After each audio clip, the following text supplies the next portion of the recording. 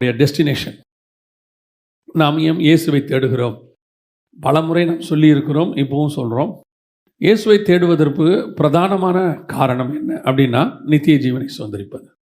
உலக பிரகாரமாக பவுல் சொல்கிறார், இம்மைக்காக மாத்திரம் நாம் அவரை தேடுகிறவராக இருப்போமானால் நாம் எப்படி இருப்போம்? பரிதபிக்கப்பட்டவர்களைப் போல இருப்போம். இம்மைக்குரியதுக்காக தேடக்கூடாதா அப்படின்னு கேட்டால், என்னுடைய எக்ஸ்பீரியன்ஸில் சொல்லுவேன், இம்மைக்குரியதெல்லாம் பரலோகம் சர்வசாதாரணமாக தந்துடும். பரலோகம் அதை கேட்க வேண்டிய அவசியமே இருக்காது. பொல்லாதலாகிய நீங்கள் உங்கள் பிள்ளைகளுக்கு நல்ல ஈவுகளை செய்யும்போது பரலோகத்தில் இருக்கிற பிதா செய்வது அதிக நிச்சயம் அல்லவா? நமக்கு என்ன தேவை என்பதை நம்முடைய பரமபிதா முன்பே அறிந்திருக்கிறார். அதனால் இந்த இம்மைக்குரிய காரியங்களுக்காக நாம் ஜெபிக்க வேண்டியதோ அல்லது கேட்க வேண்டியதோ இல்லை. ஆண்டவர் மிக தெளிவாக ஒருத்தர் எங்கிட்ட கேட்டார், அப்போ கேளுங்கள் தரப்படும்னு சொல்லியிருக்கிறாரு, அது என்ன அப்படின்னாரு. அதிலேயே ஆண்டவர் லூக்கால சொல்லும் போது பரிசுத்தாவியை குறித்து என்று வேதம் சொல்லுது. ஸோ அதனால் கீழானவைகள் அல்ல, மேலானவைகளே நாடுங்கள். அப்போ நம்ம ஏன் சபைக்கு வரோம், ஏன் இயேசு கிறிஸ்துவை தேடுகிறோம் அப்படின்னா, வேறு யாராலையுமே முடியாத ஒரு விஷயத்தை அவர் ஒருத்தரால் மட்டும்தான் முடியும், நித்திய ஜீவனுக்குள் பிரவேசிப்பது. வேறு யாராலையும் நித்திய ஜீவனுக்குள்ளே கூட்டிகிட்டு போகவே முடியாது. ஏன்னா இன்றைக்கி அநேக காரியங்கள் சொல்கிறாங்களே ஒழிய, வானத்திலேருந்து வந்தவரும் வானத்துக்கு ஏறி போனவரும் அவர் ஒருவர் மட்டும்தான் இருக்கிறார். வேறு யாருமே அதனால தான் அவர் சொன்னார், நானே வழியும். நானும் வழியும் சொல்லலை, நானே வழியும் சத்தியமும் ஜீவனுமாய் இருக்கிறேன். அப்போ இந்த நித்திய ஜீவன் இதை தான் சபை ஃபோக்கஸ் பண்ணணும். மற்றதை ஃபோக்கஸ் பண்ண வேண்டிய அவசியம் இல்லையானா அது தானாக வந்துடும். அதை அதுக்காக நம்ம காத்திருக்க வேண்டிய அவசியம்லாம் இல்லை. அதெல்லாம் எப்படி நம்மளை கேட்காமையே காலையில் சூரியனை அனுப்பி விட்டுறாரு, அது பாட்டு தானாக காலையில் உதிக்கி நம்மளாக கேட்டோமா? இல்லை, அது பாட்டு பூமி அது பாட்டு சுற்றிக்கிட்டு இருக்கு, சூரியன் வருது, சந்திரன் வருது, எல்லாம் வருது. அந்த மாதிரி அவ்வளோ பெரிய ஜைஜாண்டிக்காக ஒரு விஷயத்தையே செய்வார்னா, நம்ம வாழ்க்கைக்கு தேவையானது என்ன? ஒரு 3 வேளை சாப்பாடு இவ்வளோ தானே. அது டெய்லி வரும், எங்கேருந்து வேணால் வரும், எப்படி வேணாலும் வரும். கர்த்தர் செய்ய வல்லமை உள்ளவராக இருக்கிறார். ஆனால் நம்முடைய கான்சன்ட்ரேஷன் முழுக்க நித்திய ஜீவனில் தான் இருக்கணும். எப்போ வருகை வரும், எப்போ ஆண்டவர் வருவார், இல்லை அதுக்கு முன்னாடி எப்போ போனாலும் பரலோகத்துக்குள்ளே பிரவேசிக்கணும் அப்படிங்கிறது இருக்கணும். அப்போது அந்த நித்திய ஜீவனை சுதந்திரிப்பது என்பது தான் இருக்கிறதுலையே கடினமான ஒரு விஷயம். இது ஆண்டவர் சொல்லும் போது இதே காரியத்தை பின்னாடி பேதுரு கேட்கும்போது, இது மனுஷனால் கூடாதது தான் அப்படிங்கிறார். அதே கீழே சொல்லும் போது இது மனுஷனால் கூடாதது தான் அப்படிங்கிறார், ஆனால் தேவனால் எல்லாம் கூடும் அப்படின்ட்டு. அப்போ நித்திய ஜீவனை பரலோகத்துக்கு போகிறது, எட்டர்னல் அப்படிங்கிறதான விஷயத்தை சுதந்திரிப்பதற்கு நாம் என்ன செய்ய வேண்டும் அப்படிங்கிறதான் நாம் இன்றைக்கி பார்க்க போகிறோம். நமக்கு தெரிந்திருக்கிறபடி இயேசு கிறிஸ்து பரலோகத்திற்கு எடுத்துக்கொள்ளப்பட்டார். நம்ம எல்லாருக்குமே தெரியும், பிதாவின் வலது பாரசத்தில் உட்கார்ந்தார். இதை தவிர்த்து பரலோகத்துக்குள்ளே பிரவேசிக்கிறது, இயேசு கிறிஸ்துவுக்கு முன்னாடி இந்த நித்திய ஜீவனை சுதந்திரிக்கிறது யாருன்னு கேட்டிங்கன்னா, ஒரே ஒரு ஆளை குறித்து தான் பரலோகத்துக்குள் பிரவேசித்தார்னு இருக்கு. 2 ராஜாக்களின் புஸ்தகம் 2ஆம் அதிகாரம் 11வது வசனம் வாசிங்க. அவர்கள் பேசிக்கொண்டு நடந்து போகையில், இதோ அக்கினி ரதமும் அக்கினி குதிரைகளும் அவர்கள் நடுவாக வந்து இருவரையும் பிரித்தது. எலியா சுழல் காற்றிலே பரலோகத்திற்கு ஏறி போனான். சுழல் காற்றிலே பரலோகத்திற்கு ஏறி போனான். நம்ம என்ன சொல்றோம்னா, பரலோகத்திற்கு போனவர் அவர் ஒருவரை தவிர வேறு ஒருவரும் இல்லை அப்படின்னு இருக்கிறது. ஆனால் இந்த வசனம் அவர் பரலோகத்திற்கு ஏறி போனான் அப்படின்னு ரொம்ப தெளிவாக இருக்கிறது. ஆனால் நாமும் என்ன பார்க்கிறோம்னா, பரலோகத்துக்கு போனான் அப்படின்னு தெளிவாக சொல்கிற ஒரே ஒரு ஆள் பைபிளில் யாருன்னா எலியாவை குறித்து தான் இருக்குது. பழைய ஏற்பாட்டில் நான் சொல்கிறேன், எலியாவை குறித்து தான் சொல்லப்பட்டிருக்கிறது. அதுக்கு முன்னாடி உள்ள எல்லா பரிசுத்தவான்களும் யாரை வேணாலும் எடுத்துக்கொள்ளுங்க, மிக முக்கியமாக எல்லாருமே பாதாளத்துக்கு போனாங்க அப்படின்னு தான் அவங்க சொல்லுவாங்க. யாக்கோபுலேருந்து அப்புறம் யோபுலேருந்து சங்கீதக்காரன்லேருந்து எல்லாருமே சொல்லும் போது, தேவரீர் எங்கள் ஆத்மாவை தாழ்ந்த பாதாளத்திற்கு தப்புவித்தீர் அப்படிம்பாங்க. யாக்கோபு சொல்லுவார், என் நரைமயிரை துக்கத்தோடு கூட பாதாளத்தில் இறங்க பண்ணுகிறீர்கள். இன்னொரு இடத்துல சொல்லுவாங்க, நான் பாதாளத்தில் போய் என் படுக்கையை போட்டாலும். ஸோ அவங்களுக்கு பாதாளத்துக்கு போகிறது தான். ஏன்னா இயேசு வர வரைக்கும் நித்திய ஜீவனை சுதந்திரிக்கிறதுக்கு என்ன இல்லை? வழி கிடையாது. அப்போ ஏன்னா அவர் தான் வழி, அவர் வந்தால் தான் போகவே முடியும், அவர் இல்லாமல் போக முடியாது. அப்படி இருக்கும் பொழுது இந்த வசனம் 2 ராஜாக்கள் 2:11 சொல்லுது, சுழல் காற்றிலே ஏறி பரலோகத்திற்கு போனான் அப்படின்றது. அப்போ இந்த பரலோகத்திற்கு போனான் அப்படின்னா, இதை இயேசு அல்லாமல் பரலோகத்துக்கு ஒருத்தன் போயிட்டானா அப்படின்னு சொல்லி பார்த்தீங்கன்னு சொன்னால், முதல்ல இந்த பரலோகம் அப்படிங்கிறது எதை குறிக்கிறது? நான் 2 காரியத்தை அதில் சொல்லிவிட்டு அப்புறமா செய்திக்குள்ளே போகிறேன். பரலோகம் என்பது இங்கே என்ன குறிக்குது அப்படின்னு கேட்டிங்கன்னா, பரலோகம் அப்படின்னா என்ன அர்த்தம்னா வேற உலகம் அப்படின்னு அர்த்தம். பரலோகம்னா என்ன அர்த்தம்? வேற உலகம். பரதேசி அப்படின்னா வேற ஊர்க்காரன் அப்படின்னு அர்த்தம். சுதேசி அப்படின்னா சொந்த ஊர்க்காரன் அப்படின்னு அர்த்தம். பரலோகத்திற்கு போனான்னா வேற லோகத்திற்கு போனான் இருக்கு. இந்த பரலோகத்திலே நிறைய இருக்குது அப்படின்னு நம்ம பார்க்குறோம். பரலோகங்களே அவரை துதியுங்கள், வானாதி வானங்களே அவரை துதியுங்கள். அப்போ வானத்தில் நிறைய இருக்குது, 7 வானங்கள் இருக்குன்னு கிளாஸில் நம்ம பார்த்துக்கிட்டு இருக்கிறோம், நம்ம வேத பாடத்தில் பார்த்துக்கிட்டு இருக்கிறோம். அப்போ அவர் ஒரு வானத்திற்கு போனார். அது எதுவாக இருக்கும் அப்படின்னு சொல்லி பார்த்தா மேக்சிமம் இருக்க வாய்ப்பு என்னவாக இருக்குன்னா பாரடைஸ், பரதீசி அப்படிங்கிற ஆவிகள் இளைப்பாற இடத்துக்கு தான் என்ன செய்ய முடியும், போக முடியும். ஏன்னு சொன்னால் இயேசு கிறிஸ்து மரித்து உயிர்த்தெழுந்த பிறகு காவல் உள்ள ஆவிகளுக்கு பிரசங்கித்து அவர்களை இறை கவ்விக்கொண்டு ஏறி போனார். கல்லறைகள் திறக்கப்பட்டது. இன்று நீ என்னோடு கூட பரதீசியில் இருப்பாய் அப்படின்னு கல்லனை பார்த்து சொன்னார். ஸோ அப்போ பழைய ஏற்பாட்டு பரிசுத்தவான்கள் இயேசு கிறிஸ்துவின் காலத்துக்கு பிறகு எங்கே கூட்டிகிட்டு போயிட்டாரு, பாரடைஸ் கூட்டு போயிட்டார். அந்த பாரடைஸுக்கு தான் முன்பதாகவே எலியா போனார். அதுதான் பரலோகம் அப்படின்னு சொல்லப்படுது. வேற உலகத்திற்கு, நாம் நினைக்கக்கூடிய பிதாவாகிய தேவன் இருக்கிற பரலோகத்திற்கு அவர் போகலை. அங்கே அவரை தவிர வேற ஒருவரும் பிரவேசிக்கவில்லை. இயேசு கிறிஸ்து தான் அவருடைய வலது பரிசத்தில் உட்கார்ந்தார். மற்றபடி மாம்சத்தில் பிறந்த ஒருத்தர் கூட அந்த பரலோகத்துக்கு போனதில்லை. வசனத்தின்படி யார் போனாங்க போல அப்படின்னு பார்த்தா இயேசு கிறிஸ்து மட்டும்தான் போயிருக்கிறாரு. அதற்கப்புறம் யோவானுக்கு அது ஆவியிலே வெளிப்படுத்தப்பட்டது. கர்த்தருடைய நாளில் நான் ஆவிக்குள்ளானேன், அப்போ தான் அது அவங்களுக்கு வெளிப்படுத்தப்பட்டது. ஸோ அப்போ இந்த பரலோகம் அப்படின்னு எலியா சொல்லக்கூடியது எது அப்படின்னு கேட்டிங்கன்னா எட்டர்னல் லைஃப் தான், நித்திய ஜீவன் தான். அது பாரடைஸ்க்கு போயிட்டார். ஏன்னா பரதீசின் மத்தியில் தான் என்ன இருக்குது, ஜீவ விருட்சத்தின் கனியை புசிக்க கொடுப்பேன். வெளிப்படுத்தல் 2:7 இருக்குது, ஆவியானவர் சபைகளுக்கு சொல்லுகிறதை காது உள்ளவன் கேட்க கடவன், ஜெயம் கொள்ளுகிறவன் எவனோ அவனுக்கு ஜீவ விருட்சத்தின் கனியை, ஜீவ விருட்சம் அப்படின்னா நித்திய ஜீவனை கொடுக்குறதுன்னு அர்த்தம். ஜீவ விருட்சத்தை பற்றி அதை பறித்து புசித்து என்றென்றைக்கும் உயிரோடு கூட இராதபடிக்கு அப்படின்னா என்ன அர்த்தம்னா, அந்த ஜீவ விருட்சம் அப்படின்னா மரம், அதில் உள்ளது ஜீவ பழம், அதை சாப்பிட்றவங்க என்றென்றைக்கும் உயிரோடு இருப்பாங்க. அது எங்கே இருக்குன்னா பரதீசியில் இருக்குது, நடுவில் இருக்குன்னு இயேசு சொல்கிறாரு. அப்போ இவங்க எல்லாம் பரதீசிக்கு போகிறாங்கன்னா நித்திய ஜீவனுக்குள்ளே போகிறாங்க அப்படின்னு அர்த்தம். சரி, இப்போ எலியா நித்திய ஜீவனுக்குள் பரலோகத்திற்குள் பிரவேசித்தார் அப்படின்னு பார்க்கிறோம். ஆனால் எலியா இயேசு கிறிஸ்து வருவதற்கு முன்பதாகவே பரலோகத்துக்கு போனாருங்கிறதுக்கான வேர்டு ஏன் யூஸ் பண்ணியிருக்கிறாங்கன்னு கேட்டிங்கன்னா, எலியாவை நாம் ஒவ்வொரு கேரக்டரையும் நீங்கள் பழைய ஏற்பாட்டில் பார்க்கும்போது ஒவ்வொரு விஷயம் உங்களுக்கு சொல்லும். உதாரணமாக ஈசாக்கை இயேசு கிறிஸ்து ஒப்புமையாக நம்ம என்ன செய்கிறோம், பார்க்கிறோம். அப்புறம் சாராளையும் ஆகாரையும் நாம் 2 பிரமாணம் என்று கலாத்தியர்கள் நிருபம் சொல்லுகிறது. அப்புறம் மன்னாவை ஞான போஜனம்ங்குது, கண்மலை தண்ணியை ஞான பானம் அப்படின்னு சொல்லுது. ஒவ்வொன்றுத்துக்கும் பழைய ஏற்பாட்டில் என்ன இருக்குது, ஒரு கம்பாரிசன் சொல்லி நம்ம பார்த்துக்கிட்டே இருக்கோம். இப்போ இயேசுக்கும் யோசேப்புக்கும் ஒரு கம்பாரிசன் இருக்கும், ஏறக்குறைய 25 கம்பாரிசன் இருக்கும். இவரை 30 வெள்ளிக்காசுக்கு விற்றாங்க, அவரை 20 வெள்ளிக்காசுக்கு விற்றாங்க. அப்புறம் அங்கே புரோஜித்தரங்கள் ஒப்பு கொடுத்தாங்க, ரோமர் கையில் இவர் ஒப்பு கொடுத்தாங்க. அவர்கள் அவர்களை அடித்தார்கள், இவர்கள் கொண்டு போயிட்டு குழியில் போட்டார்கள். ஜெயிலில் 2 பேரோட யோசேப்பு இருந்தார். இயேசு கிறிஸ்து கல்வாரியில் 2 கல்லரோட தொங்கினார். ஒரு கல்லன் செத்து போயிட்டான், ஒரு கல்லன் நித்திய ஜீவனுக்குள்ளே பிரவேசிட்டான். அங்கே நீங்கள் யோசேப்பு கூட பார்த்தீங்கன்னு சொன்னால் ஒருத்தன் மரித்து போவான், ஒருத்தன் விடுதலையாக்கப்படுவான். எல்லாமே கம்பாரிசனாக இருக்கும். கடைசியாக பார்த்தீங்கன்னா யோசேப்பு போய் பார்வோனுக்கு அடுத்த ஸ்தானத்தில் உட்காருவார், இயேசு கிறிஸ்து பிதாவுக்கு அடுத்த ஸ்தானத்தில் உட்காருவார். இந்த கம்பாரிசன் இருக்குது பாருங்கள். இதே மாதிரி எல்லாருக்கும் இருக்கும். யோசுவாவுக்கு இருக்கும், எலியாவுக்கு இருக்கும், மோசேக்கு இருக்கும். இயேசுவோட ஒரு கம்பாரிசனை நீங்கள் படிக்க முடியும். அப்படி எலியாவை குறித்து பார்க்கும் பொழுது எலியா ஒரு நியூ டெஸ்ட்மென்ட் சர்ச்சுக்கான அடையாளம், மெல்கிசேதேக்கின் முறைமைக்கான அடையாளம். அவருக்கு ஆதியும் இல்லை அந்தமும் இல்லை. அதாவது எலியா எங்கேருந்து வந்தார்னே இருக்காது, திஸ்பியன் ஆகிய எலியா அப்படின்னு இருக்கும். நீங்கள் திஸ்பியா அப்படின்னு போய் நீங்கள் தேடி போய் பார்த்தீங்கன்னா ஒரு அன்னோன் சிட்டி அப்படின்னு சொல்லி போட்டிருக்கோம். எங்கே இருக்குன்னே தெரியாது அந்த சிட்டி, எங்கேயோ ஒரு இடத்துல இருந்திருக்கலாம் அப்படின்னு சொல்லி ஒரு கெஸ் தான் பண்ணியிருப்பாங்களே, இங்கே தான் இருந்துச்சு அப்படின்னு பார்க்க முடியாது. அப்பா யார், அம்மா யார், எங்கேருந்து வந்தார், எதுவுமே தெரியாது. அதே மாதிரி அவர் ஏறி போயிடுவார். அவருக்கு மரணம் இருக்காது, ஆதியும் இல்லை அந்தமும் இல்லை. அப்போது இந்த மெல்கிசேதேக்கின் முறைமையின்படி இருக்கக்கூடியதான மிக முக்கியமான ஒரு அடையாளமாய் தான் எலியா இருக்கிறாரு. எலியாவுக்கு பின்னாடி இந்த மெல்கிசேதேக்கின் முறைமையை வச்சுக்கிட்டு நியூ டெஸ்ட்மென்ட் சர்ச்சை வச்சு நீங்கள் தியானித்து பார்த்தீங்கன்னா நிறைய இருக்கும். 3 வருஷம் வனாந்தரத்துக்கு ஓடி போவார். உங்களுக்கு தெரியும் இல்லையா, சபை 3 வருஷம் வனாந்தரத்துக்கு ஓடி போகும். இங்கே 3 வருஷம் உபத்திரவம் இருக்கும். இந்த மாதிரி எலியாவுக்கும் நியூ டெஸ்ட்மென்ட் சர்ச்சுக்கும் நிறைய கம்பாரிசன் இருக்குது. ஆனால் இன்றைக்கி நம்ம என்ன பார்க்க போகிறோன்னா, எப்படி இந்த எலியா பரலோகத்திற்கு போனார், அதான் ரொம்ப முக்கியம். ஸோ அவர் நியூ டெஸ்ட்மென்ட் சர்ச்சுக்கு அடையாளமாக இருக்கிறார், அதனால் அவர் பரலோகத்துக்கு போனார்னு அங்கே சொல்லப்பட்டிருக்கு. காரணம் நியூ டெஸ்ட்மென்ட் சர்ச்சு தான் முதல்ல என்ன செய்ய போகுது, பரலோகத்துக்குள்ளே பிரவேசிக்க போகுது. கிறிஸ்துவுக்குள் மரித்தவர்கள் முதலாவது எடுத்துக்கொள்ளப்படுவார்கள், பின்பு உயிரோடு இருக்கிற நாமும் அவரோடு கூட ஆகாயத்தில் எடுத்துக்கொள்ளப்பட்டு அவரோடு கூட காணப்படுவோம். எங்கே காணப்படுவோம், வெளிப்படுத்தல் 7:9 சொன்னது, சிங்காசனத்திற்கு முன்பாகவும் ஆட்டுக்குட்டியானவருக்கு முன்பாகவும். ஸோ நம்ம தான் ஃபஸ்ட்டு பரலோகத்துக்குள்ளே பிரவேசிக்கிற சர்ச்சாக இருக்கிறது. நம்மனா நியூ டெஸ்ட்மென்ட் சர்ச். ஸோ நம்ம தான் அதில் பிரவேசிக்கிறவங்களாக இருக்கிறோம். அப்படி இருக்கும்போது எலியா எப்படி இதற்குள் பிரவேசித்தார்? எலியாவை குறித்து யாக்கோபின் புஸ்தகம் சொல்லுகிறது, 5ஆம் அதிகாரம், யாக்கோபு 5:17-18 குறித்து வாசிங்கள் பார்ப்போம்.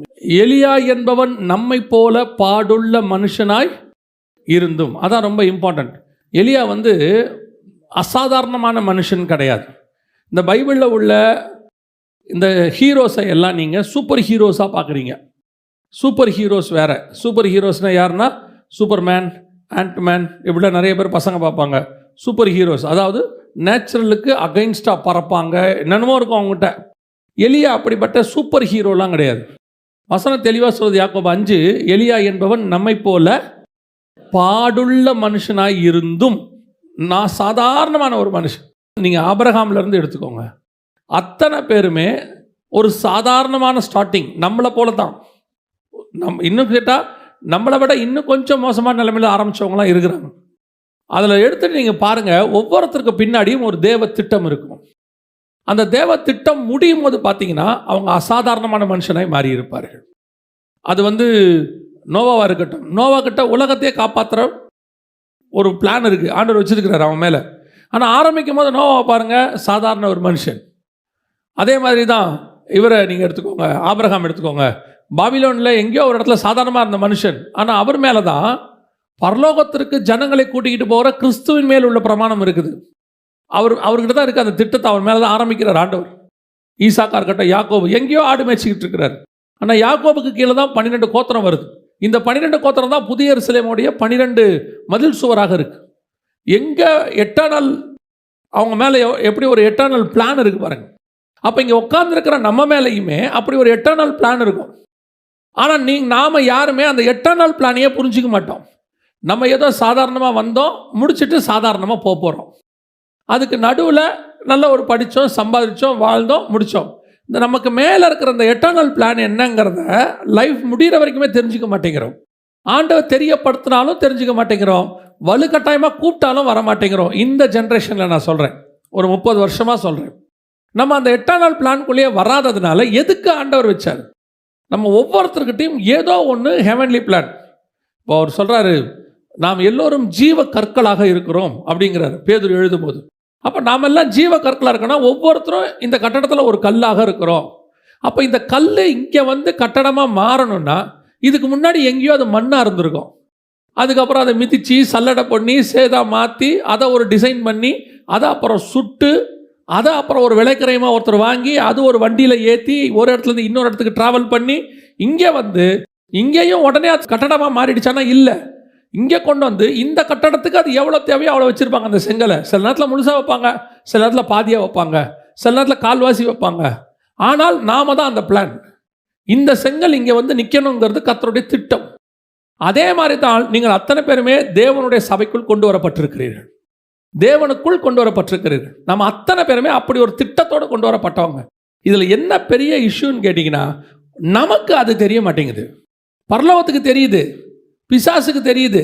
மோசே பிறந்த உடனே ஒரு பெரிய கூட்டத்தை கொலை பண்ணுறான், பிசாசுக்கு தெரியுது. ஒருத்தன் பிறந்துட்டான், இவனை வச்சு ஏதோ ஒரு ரட்சிப்பு இருக்குது. இயேசு பிறந்த உடனே ஒரு பெரிய கூட்டம் கொலை செய்யப்படுது, பிசாசுக்கு தெரியுது. ஒவ்வொரு காலகட்டத்திலையும் நம்மை குறித்த விஷயம் பரலோகத்துக்கும் தெரியுது. ஆனால் நமக்கு மட்டும்தான் அது தெரிய மாட்டேங்குது. என்னை வச்சு கர்த்தர் ஒரு பெரிய பிளான் வச்சிருக்கிறாரு, என்னை கொண்டு மட்டும்தான் அதை செய்ய முடியும், நான் அப்படி பிரத்யேகமாய் படைக்கப்பட்டவன். நமக்கு அது தெரியணும். நம்ம என்ன நினச்சிக்கிறோம் தெரியுமா? 18 வயசில், 20 வயசில், 25 வயசில் இயேசுவை நான் ஏற்றுக்கிட்டேன். அதுக்கப்புறம் கொஞ்ச நாள் சர்ச்சுக்கெல்லாம் போனேன். அதுக்கப்புறமா கொஞ்ச நாள் இருந்துட்டு ஆண்டவர் எனக்கு கொடுத்தாரு ஏதோ ஒரு ஊழியம். இல்லை, நம்ம ரிவர்ஸில் பார்க்குறோம். ஆசாரிப்பு கூடாரத்தில் போய் நின்னீங்கன்னா நம்ம வெளியே இருந்து ஆண்டவரை பார்ப்போம். பலிபீடம், பரிசுத்த ஸ்தலம், மகா பரிசுத்தலம். ஆனால் ஆண்டவர் உள்ளேருந்து வெளியே பார்ப்பார். மகா பரிசுத்தலம், பரிசுத்த ஸ்தலம், பலிபீடம், அப்படி தான் பார்ப்பார். அப்போது ஆசாரிப்பு கூடத்தை சொல்லும் பொழுது முதல் பிளான் கர்த்தர் சொன்னது மகா பரிசுத்த ஸ்தலத்தை தான் கட்ட சொல்லி சொன்னார். அவங்ககிட்ட ஆரம்பிக்கும் போது அதாவது அந்த பிளானை எக்ஸ்பிளைன் பண்ணும்போது சொல்கிறேன், ஃபஸ்ட்டு எக்ஸ்பிளைன் பண்ணும்போது மகா பரிசுத்த ஸ்தலத்தை பற்றின எக்ஸ்பிளனேஷன் தான் கொடுப்பாரு மோசேக்கு. அவருடைய அர்த்தம் என்னென்னா, கர்த்தர் அவர்கிட்டருந்தே கட்டிக்கிட்டு வர்றார். அப்போ அதே மாதிரி தான் நம்மளை படைக்கும் போது நம்ம எப்படி பார்க்குறோன்னா 18 வயசில் ரட்சிக்கப்பட்டேன், அதுக்கப்புறம் இயேசுவை ஏற்றுக்கிட்டேன், அதுக்கப்புறம் ஒரு நாள் எனக்கு ஆண்டவர் ஞானஸ்தானம் எடுத்தேன், அபிஷேகம் பெற்றேன், இப்படி யோசிக்கிறோம். ஆனால் பரலோகம் எப்படி யோசிக்குதுன்னா, நான் பிறக்கும் போதே ஒரு தீர்க்கதரிசியாக எரேமியாவை அனுப்பியிருக்கிறேன், அவன் இந்த வயசில் சிதேக்கியாவுக்கு முன்னாடி போய் இப்படி ஒரு தீர்க்கதரிசனம் சொல்லுவான், பாபிலோன் அழிவை பற்றி சொல்லுவான், அதற்காக அவன் இந்த தாய் தகப்பன் வயிற்றில் பிறக்கப்பட்டான். ரிவர்ஸில் பார்ப்போம் பரலோகம். உன்னை உருவாக்கும் போதே எப்படி உருவாக்கிட்டாரா? தீர்க்கதரிசியாக உருவாக்கிட்டேன். தாவீது பிறக்கும் போதே ராஜாவாக, சிம்சோன் பிறக்கும் போதே இஸ்ரவேலுக்கு ரட்சகனாக, ஒருத்தரையும் இயேசு பிறக்கும் போதே ரட்சகர் பிறந்திருக்கிறார். பிறக்கும் போதே நம்முடைய ஃபியூச்சர் பிளானை எழுதி தான் கர்த்தர் அமைச்சிருக்கிறார். ஸோ அவர் ரிவர்ஸில் பார்க்குறார். அப்போ நம்ம மேலே இருக்கிற அந்த ஸ்பிரிச்சுவல் பிளான், ஹெவன்லி பிளான், எதற்காக நான் அழைக்கப்பட்டேன், எதற்காக, இன்னும் ஒருபடி மேலே போய் சொல்கிறேன், எதற்காக நான் வந்தேன், ஆண்டவருக்குள்ளேயே வந்தேன், எதுக்கு பிறந்தேன், இப்படி யோசிக்கணும். அப்போ தான் உங்கள் மேலே இருக்கிற ஹெவன்லி பிளான் புரியும். இந்த ஹெவன்லி பிளானை புரிஞ்சிக்காமையே படித்தோம், நல்ல வேலை பார்த்தோம், செட்டில் ஆகிட்டோம், அப்படியே கடைசி வரைக்கும் இப்படியே ஓடிட்டு பீஸ்ஃபுல்லாக இருந்துட்டு தசமாக காணிக்கையை கொடுத்துட்டு நம்முடைய ஆவிக்குரிய கடமை நிறைவேறிடுச்சு நீங்கள் நினச்சிங்கன்னா உங்கள் மேலே இருக்கிற ஹெவன்லி பிளான் உங்களுக்கு தெரியாது, நீங்கள் செஞ்சு முடிக்க முடியாது. ஏன்னா நீங்களும் நானும் வரப்போகிற புதிய எருசலேமில் ஒரு பிளானாக இருக்கிறோம், ஒரு அங்கமாக இருக்கிறோம். அப்போ நாம் அதற்காக இப்போ ரெடியாக்கிக்கிட்டு இருக்கிறோம். எப்படி ஏவாளை தோட்டத்துக்கு வெளியே வச்சு ரெடி பண்ணி உள்ளே கூப்பிட்டு வந்தாரோ, நம்மளை பூமியில் வச்சு ரெடி பண்ணி பரலோகத்துக்கு கூட்டிகிட்டு போகிறார். அப்போ நான் என்ன பரலோகத்தோட திட்டத்துக்கு இங்கே ரெடி ஆகிறேன்னு நமக்கு தெரியணும்ல. அப்போ நான் முதல்ல பரலோகத்துக்கு போகிறத பார்த்தீங்கன்னா எனக்கு என்ன இருக்கணும்? ஒரு உத்தரவாதம் இருக்கணும், கன்ஃபர்மேஷன். அப்போ நம்மை போல ஒரு பாடுள்ள மனுஷன் ஆரம்பித்தவங்க எல்லாமே நம்மை போல சாதாரணமாக ஆரம்பித்தவங்க தான். ஆனால் அவருடைய அந்த அச்சீவ்மெண்ட், அவங்களுக்கு வைக்கப்பட்டதான டார்கெட்டை அவங்க அடைஞ்சு முடிஞ்சாங்க. இப்போ எலியாவை குறித்து வாசித்தோம் 2 ராஜாக்கள் 2ல். அவன் சுழல் காற்றில் ஏறி பரலோகத்திற்கு போனான். ஆனால் பைபிள் சொல்லுது நம்மை போல ஒரு பாடுள்ள மனுஷனாக இருந்து.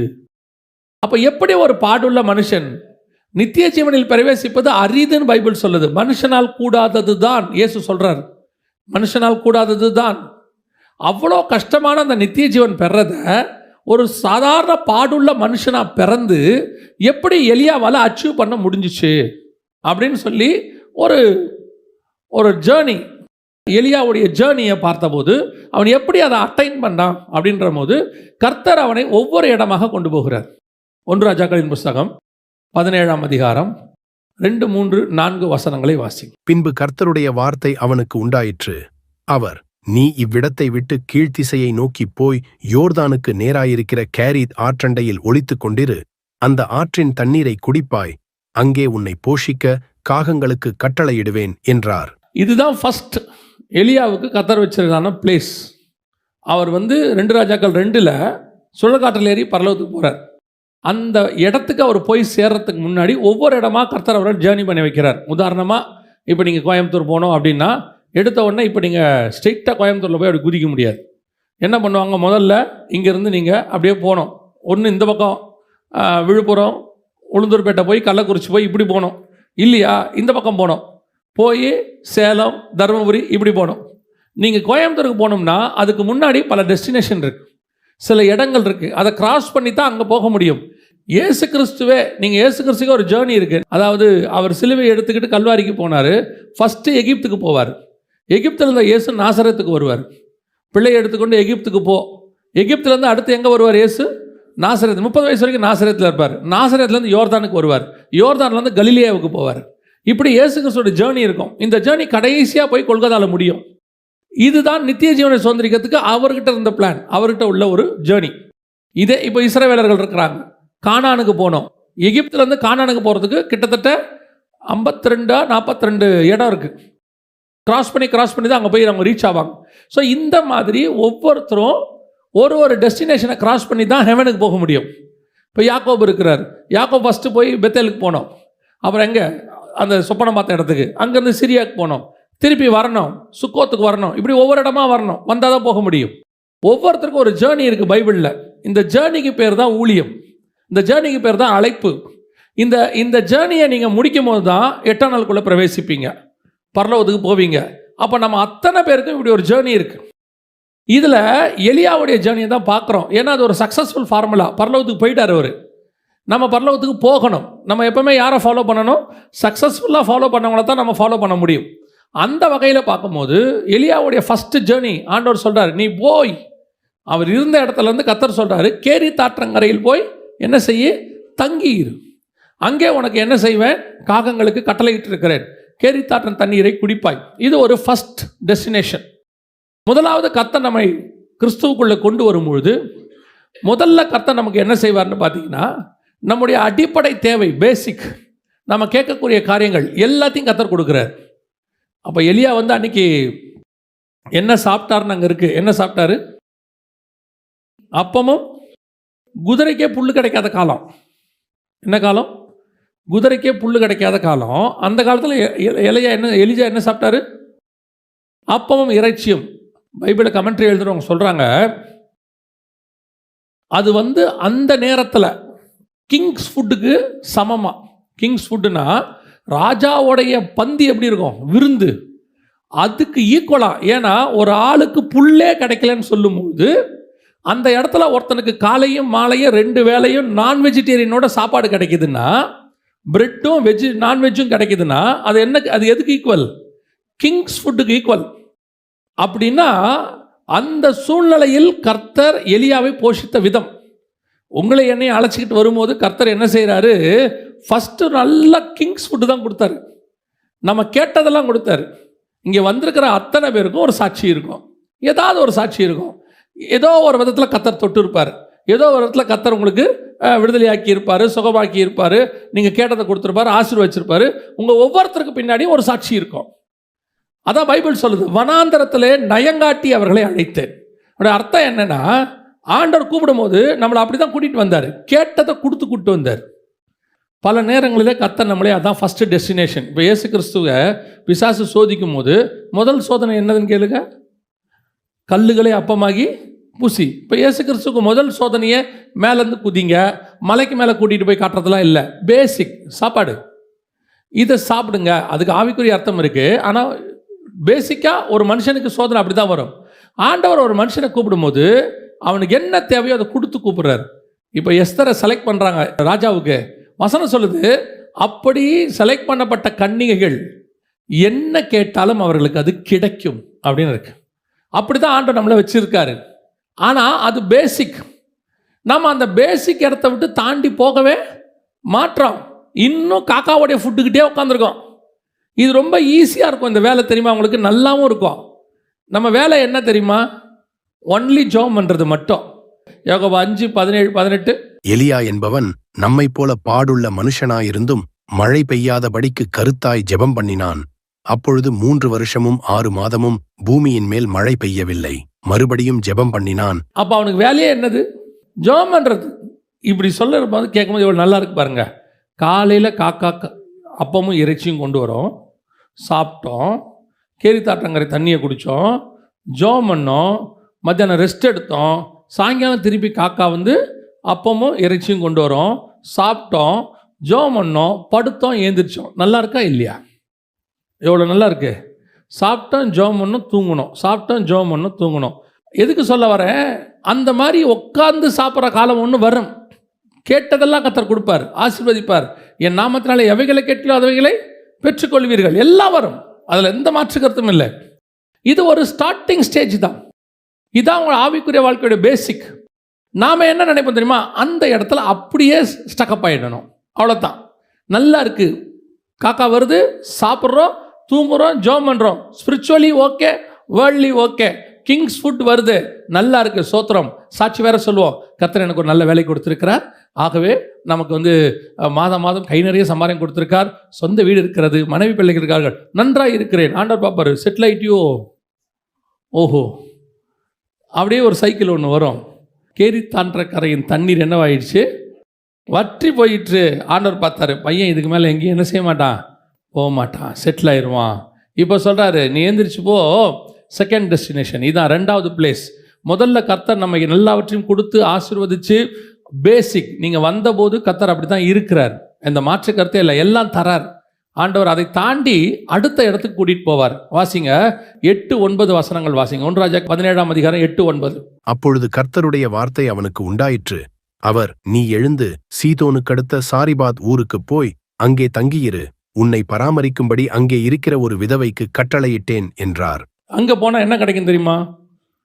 அப்பத்தான் கிடைக்கும், அடை தான் கிடைக்கும். இப்போ அப்பமும் இறைச்சியும் தாண்டி அடுத்து எங்கே வரணும்? அப்பத்தின் வீட்டுக்கு வரணும். அப்பம் இருக்கிற ஒரு வீட்டுக்குள்ளே வரணும். இது செகண்ட் பிளேஸ். ஆசரிப்பு கூடத்தில் பாருங்கள், வெளியே அப்பமும் இறைச்சியும் தாவீது கொடுப்பாரு ஜனங்களுக்கு. 2 சாமுவேல் புஸ்தகம் 6ஆம் அதிகாரத்தில் இருக்கும். ஒரு படி திராட்சை ரசமும் அப்பமும் ஒரு துண்டு இறைச்சி துண்டையும் கொடுத்து அவர்களை தாவீது அனுப்பினான். அப்படி தான் இருக்கும், 2 சாமுவேல் 6 இருக்கும். ஆனால் அந்த ஆசாரிப்பு கூட தாண்டி உள்ளே போனீங்கன்னா இறைச்சி இருக்காது. உள்ளே என்ன இருக்கும்? சமூகத்து அப்பம் 12 அப்பம் இருக்கும். இப்போ தாவீது அதை சாப்பிட போவார் இன்னொரு இடத்துல, கோலியாத்தை இது பண்ணுற இடத்துல. அதுக்கப்புறம் சவுல் துரத்தும் போது அவர் போய் நேராக அந்த அப்பத்தை சாப்பிடுவார். ஆரம்பத்தில் ஆண்டவர் இறைச்சியும் அப்பத்தையும் கொடுத்தது உண்மை. மாம்சத்துக்கு தேவையானதை கொடுத்து ஆசீர்வதித்து அதெல்லாம் கொடுக்குறார், எந்த மாற்று கருத்தும் இல்லை. ஆனால் அதுலேயே நாம் செட்டில் ஆகிடக்கூடாது. அடுத்து இன்னும் கொஞ்சம் முன்னேறி போகணும், இன்னொரு இடத்துக்கு வரணும். அங்கே உங்களுக்கு அப்பம் வைக்கப்பட்டிருக்கும், அது வீடு, அப்பத்தின் வீடு, அப்பம் கொடுக்கிற வீடு, அது சபை. அல்லது அங்கே உங்களுக்கு ஆண்டவர் சில காரியங்களை ஏற்படுத்தியிருப்பார். இது அதுக்கு அடுத்த லெவல். நாம் அந்த இறைச்சி துண்டு டேஸ்ட் இருக்குல்ல, இது எப்பவுமே அடுத்த லெவலுக்கு போக விடாது. இந்த நான் வெஜிடேரியன் நல்லா சாப்பிட்டீங்கன்னு வச்சுக்கங்களேன், அதுக்கப்புறம் அது இல்லாமல் சாப்பிடவே தோணாது. அப்புறம் என்ன தோணும்னா, ஒரு துண்டாவது இருந்தால் தான், சில ஆட்கள் சொல்லுவாங்க, ஒரு கருவாடாவது அப்படிம்பா. அது பாடியில் ஊறிடும், அது ஒரு விதமான டேஸ்ட்டாக மாறிடும். அதுக்கப்புறம் அது இல்லாமல் என்ன வராது. ஒரு லெவலுக்கு மேலே நம்ம எப்படி போயிடுவோம்னா, ஒரு வேலை செய்ய முடியலனாலும் யார் வீட்லையாவது செஞ்சாங்கன்னா வாசனையோடையாவது சாப்பிட சொல்லுவோம். அதே மாதிரி தான் அதிகமாக உலகத்துக்குள்ளே இருந்து ஆசீர்வதிக்கப்பட்டுட்டீங்கன்னா, அதை விட மேலான ஆவிக்குரிய வாழ்க்கைக்கு போகும்போது இது உங்களை பின்னோக்கி இழுக்கும், இது உங்களை போக விடாது. இந்த டேஸ்ட் இருக்குல்ல, உலகம் இருக்குல்ல, இது வேற. இது உங்களுக்குள்ளே ஊறிடுச்சு பிறந்ததுலேருந்து. ஒரு பீரியடில் கர்த்தர் தான் இதை கொடுத்தாரு, ஒரு இடத்துல கர்த்தர் தான் அதை விடும்பார். இப்போ நித்திய ஜீவனை சுதந்திரத்துக்கு ஒருத்தன் வந்தான்ல, அவன் யாருன்னு கேட்டிங்கன்னா, நியாயப்பிரமாணத்தின்படி குற்றம் சாட்ட முடியாதவன். மத்தேயு 19 இருக்கும். அவன் சொல்லுவான், நான் சிறு வயது முதல் கொண்டு இதையெல்லாம் கை கொள்ளுகிறேன் அப்படின்பான். அப்போது ரொம்ப பர்ஃபெக்ட், மிகுந்த ஆஸ்தி இருந்துச்சு அவனுக்கு. இந்த மிகுந்த ஆஸ்தி எதனால் வந்துச்சுன்னா, அவன் ஒழுக்கமாக இருந்ததுனால வந்துச்சு, ஒழுங்காக வியாபாரம் பண்ணி. இப்போ அந்த ஆசீர்வாதத்தை கொடுத்தது யார் அவனுக்கு? அதே கர்த்தர் தான் சொல்கிறாரு, இவைகளை விட்டு விட்டு என்னை பின்தொடரு. Second stage. இந்த ஸ்டேஜ் தான் உங்களால் என்னாலே செய்ய முடியாத ஸ்டேஜ். கர்த்தர் உங்களுக்கு, நீங்கள் சொல்லுவீங்க, ஆண்டவர் தான் எனக்கு படிக்க வச்சாரு, ஆண்டவர் தான் ஞானத்தை கொடுத்தாரு, படிப்பறிவு இல்லாமல். ரைட். ஒரு இடத்துல அதையே கர்த்தர் விட சொன்னால் விட முடியுமா? எகிப்தின் கலைகளில் கொண்டு போய் எகிப்தில் பார்வோன் வீட்டில் விட்டது யாரு? கர்த்தர். அங்கே தான் 40 வருஷம் வளர்ந்தார். ஒரு இடத்துக்கு வரும்போது எகிப்தின் கலைகளை இவர் மறக்கணும். கமாலியல் பாத்தில் உட்காந்து பவுல் நியாயப்பிரமாணத்தின்படி குற்றம் சாட்ட முடியாதவன் தன்னை சொல்றாரு. ஒரு இடத்துல இதே நியாயப்பிரமாணத்தை அவர் விடணும். கொடுத்தது யாரு? கர்த்தர். 2 போட் நிறைய மீன் பேதுருக்கு கொடுத்தது யாரு? கர்த்தர். அதே கர்த்தர் சொல்றாரு, இவைகளை விட்டு விட்டு என்னை பின்பற்றி வா. கர்த்தர் கொடுக்கும் போது வாங்க தெரிஞ்ச நமக்கு, அவர் சொல்லும் போது அதை விடவும் தெரியணும்.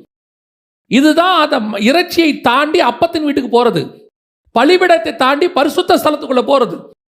நம்மளால இப்ப என்ன பிரச்சனைனா, இந்த இறைச்சி இல்லாமல் இருக்க முடியாது, மாம்சத்தின் இச்சை இல்லாமல் இருக்க முடியாது, மாம்சத்தின் விருப்பம் இல்லாமல் இருக்க முடியாது. ஏதோ ஒரு வகையில் ரோமர்கள் நிருபத்தை நீங்க வாசிச்சு பாருங்க, 8ஆம் அதிகாரம் வரைக்கும்.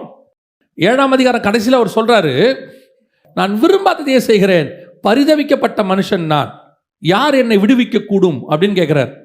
பாவத்தை பத்தி பேசுறார். ஆனா 8ஆம் அதிகாரத்தில் பாருங்க, பாவத்துக்கும் ஆவிக்கும் சண்டைன்னு சொல்ல மாட்டாரு, மாம்சத்துக்கும் ஆவிக்கும் சண்டைம்பார். நம்ம பாவத்தை கான்சன்ட்ரேட் பண்ணிட்டு இருக்கிறோம், இதை செய்யக்கூடாது, அதை செய்யக்கூடாது, இந்த பாவத்தை செய்யக்கூடாதுன்னு. ஆண்டவர் சொல்றாரு, மாம்சத்தின் கிரியையவே செய்யக்கூடாது. மாம்சத்தின் கிரியை நம்ம பார்வைக்கு நிறைய விஷயம் பாவமே கிடையாது. இப்போ நமக்கு பாவம்னா என்ன? சிகரெட் பிடிக்கிறது, குடிக்கிறது, அப்புறம் சில தப்பான காரியங்கள், இதெல்லாம் நமக்கு பாவம். சரியா? இப்போ மோசேக்கு பாவம்னா என்ன? கர்த்தர் கண்மலையை பார்த்து பேசுனாரு, இவரு அடிச்சாரு. இப்போ இவரு அடிச்சது முழுக்க முழுக்க ஸ்பிரிச்சுவல். ஜனங்களுக்கு தண்ணி வேணும், மினிஸ்ட்ரி, ஜனங்க அங்கே கஷ்டப்பட்டுக்கிட்டு இருக்காங்க, தண்ணி வந்துச்சு, ஜனங்க குடிச்சாங்க. ஆனால் இங்கே என்ன பிரச்சனை? மாம்சத்துக்கும் ஆவிக்கான பிரச்சனை. ஆவியான தேவன் ஒன்று சொல்றாரு, மாம்சம் ஒன்று சொல்லுது. ஆனால் மாம்சம் சொல்றதும் ஸ்பிரிச்சுவல் மாதிரி தான் இருக்கும். இப்போ நீங்க பாவத்தை செய்யல, ஆண்டவர் கூடாரத்தில் குடியிருக்கேங்கிறாரு, தாவீது கல்லில் அவருக்கு ஆலயம் கட்டுறேங்கிறாரு. கர்த்தர் கேட்கிறாரு, நான் உன்னை கேட்டேனா? இங்க மாம்சத்துக்கும் ஆவிக்கான பிரச்சனை. நம்ம பாவம் சொல்லி பேசிக்ல சண்டை போட்டுக்கிட்டு இருக்கிறோம். இன்னும் இப்போ நம்ம எதில் திருப்தி ஆகிறோம் தெரியுமா? நான் முந்தி மாதிரிலாம் இல்லைங்க, இப்போ அந்த மாதிரி வீடியோஸ் பார்க்கறதில்ல, நான் அந்த மாதிரி விஷயங்கள் செய்யறதில்ல, நான் அந்த மாதிரி காரியங்கள் செய்யறதில்ல, நான் முந்தி பாவம் பண்ணிட்டு இருந்தேன், அதெல்லாம் இப்போ செய்யறதில்ல. நான் இன்னும் இறைச்சியை பற்றியே பேசிக்கிட்டு இருக்கிறேன். ஆண்டவர் சொல்றாரு, நீ அப்பத்தின் வீட்டுக்கு வா. இங்கே வந்தாதான் தெரியும், மாம்சம் இல்லாமல் வெறும் அப்பம் உள்ள ஒரு இடம் இருக்கு. சமூகத்து அப்பம் மட்டும் இருக்கிற இடம் இருக்கு. சாரிபாத் விதவையின் வீடு இருக்கு. அங்க வெறும் அப்பம் தான் இருக்கும், இறைச்சி இருக்காது. 100% இறைச்சி இல்லாத இடம் ஒன்று இருக்கிறது. அந்த இடத்துக்கு தான் செகண்ட் நம்ம வரணும். பரலோகத்துக்கு போகணும்னா இதான் செகண்ட் பிளேஸ். இப்போ நம்மகிட்ட என்ன இருக்குது? கர்த்தர் கொடுத்த வீடு இருக்கு. நாங்கள் கஷ்டப்பட்டுக்கிட்டு இருந்தோம், கர்த்தர் எங்களுக்கு வீடு கொடுத்தாரு, ஆசீர்வதிச்சாரு. கரெக்ட். ஒரு இடத்துல கர்த்தர் அந்த வீட்டை விட சொன்னா விட முடியுமா? பிள்ளை இல்லாமல் இருந்தேன், 100 வயசுல கர்த்தர் கொடுத்தாரு, ஒரே பிள்ளைன்னு சொல்லிட்டாரு, இவன் மட்டும்தான் உனக்கு பிள்ளைன்ட்டாரு. ஒரு இடத்துல வராரு, இந்த பிள்ளை எனக்கு தருவியான்னு கேட்குறாரு, கொடுக்க முடியுமா? இங்கே தான் இறைச்சியை விட்டுட்டு நீங்கள் சாரிபாத் விதவின் வீட்டுக்கு போகிறதுக்கான அடையாளம் வருகிறது. எந்த மாம்சமும் என்னை தடுக்காது. பிள்ளையை கர்த்தர் கொடுத்தாரு, பிள்ளைக்கு படிப்பை கர்த்தர் கொடுத்தாரு. இப்போ கர்த்தர் கேட்குறாரு, உன் பிள்ளையை எனக்கு கொடு, ஊழியத்துக்கு கொடு. கொடுக்க மாட்டான். இங்கே தான் வரும் விஷயம். நன்றாய் கவனித்துக் கொள்ளுங்கள். அடுத்த டெஸ்டினேஷன், அடுத்த இடம் ஒன்று இருக்கு. அது என்னன்னு கேட்டால் சாரிபாத் விதவையின் வீடு. அங்கே இறைச்சி இருக்காது, வெறும் அப்பம் தான் இருக்கும். அங்கே நீங்கள் தேவனுடைய சித்தத்தை எதையும் செய்ய முடியாது, உங்கள் சித்தத்தை செய்ய முடியாது, தேவ சித்தத்தை மட்டும்தான் செய்ய முடியும். அங்கே காக்கா எப்போ வரும்லாம் தெரியாது, ஆனால் வசனம் 24 hours அங்கே இருக்கும். கர்த்தருடைய வார்த்தை இருக்கும், சமூகத்தை அப்பம் இருக்கும். இன்னைக்கு அந்த வீட்டுக்குள்ளே போகிறதுக்கு நமக்கு யாருக்குமே இஷ்டம் இல்லை. ஆண்டவரே, இந்த கேரி தாற்றங்கரையே நல்லா இருக்கேப்பா, டெய்லி காலையிலையும் மாவுலையும் நான்வெஜ் வருது, அப்பமும் வருது, தண்ணியை குடித்தோம், படுத்தோம், ஜெபம் பண்ணோம். இல்லை, அப்படி வராதுப்பா, அங்கே வேற ஒரு மினிஸ்ட்ரி இருக்குப்பா, இது இன்னும் கொஞ்சம் வேற இடத்துக்கு நீ போகணும். இது 2வது பிளேஸ்.